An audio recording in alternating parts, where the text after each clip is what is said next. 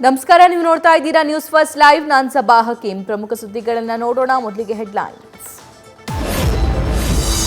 KS Eshwarappa ಪುತ್ರ ಕಾಂತೇಶ್ ಮಾಜಿ CM Jagadish ಶೆಟ್ಟರ್ಗೆ ನಿರಾಸೆ. ಟಿಕೆಟ್ ಸಿಗದೆ ಉಭಯ ನಾಯಕರು ಕಂಗಾಲು. ತಮ್ಮ ಮುಂದಿರುವ ಆಯ್ಕೆಗಳನ್ನು ಪರಿಶೀಲಿಸ್ತಾ ಇದ್ದಾರೆ ಕೇಸರಿ ಪಡೆಯ ಹಿರಿಯ ಕಲಿಗಳು. ಟಿಕೆಟ್ ಘೋಷಣೆ ಬೆನ್ನಲ್ಲೇ ಆಕಾಂಕ್ಷಿಗಳ ಅಸಮಾಧಾನ. ಬೇಸರ ಬಗೆಹರಿಸುವಂತೆ ರಾಧಾ ಮೋಹನ್ ದಾಸ್ ಅಗರ್ವಾಲ್ಗೆ ಬಿಜೆಪಿ ಹೈ ಸೂಚನೆ. ಡಿವಿಎಸ್ ಪ್ರತಾಪ್ ಸಿಂಹ ಜೊತೆ ಮಾತುಕತೆ. ಸಿಟಿ ರವಿ ಈಶ್ವರಪ್ಪ ಜೊತೆಗೂ ಚರ್ಚೆ ಸಾಧ್ಯತೆ.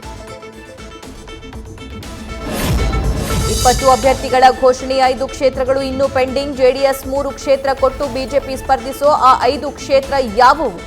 5 ಕ್ಷೇತ್ರಗಳ ಅಭ್ಯರ್ಥಿ ಘೋಷಣೆ ಬಾಕಿ ಉಳಿಸಿದ್ಯಾಕೆ ಬಿಜೆಪಿ? ಬೆಂಗಳೂರು ದಕ್ಷಿಣದಲ್ಲಿ ಕಡೆಗೂ ಸಿಕ್ರು ಕೈ ಹಿಡಿಯೋ ಲೀಡರ್. ಪುತ್ರಿಯನ್ನ ಕಣಕ್ಕಿಳಿಸೋಕೆ ಸಚಿವ Ramalinga Reddy green signal.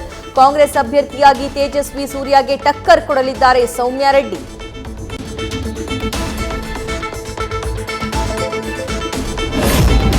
Mandya ticket JDS ಪಾಲು. ನಾಳೆ ಕಾರ್ಯಕರ್ತರ ಸಮ್ಮುಖದಲ್ಲಿ ಅಭ್ಯರ್ಥಿ ಘೋಷಿಸಲಿರುವ ಎಚ್ಡಿಕೆ. ಮಂಡ್ಯದಲ್ಲಿ ಕಾರ್ಯಕರ್ತರ ಸಭೆ ನಡೆಸಿ ಸಿಎಸ್ ಪುಟ್ಟರಾಜು ಹೆಸರು ಘೋಷಣೆ ಸಾಧ್ಯತೆ.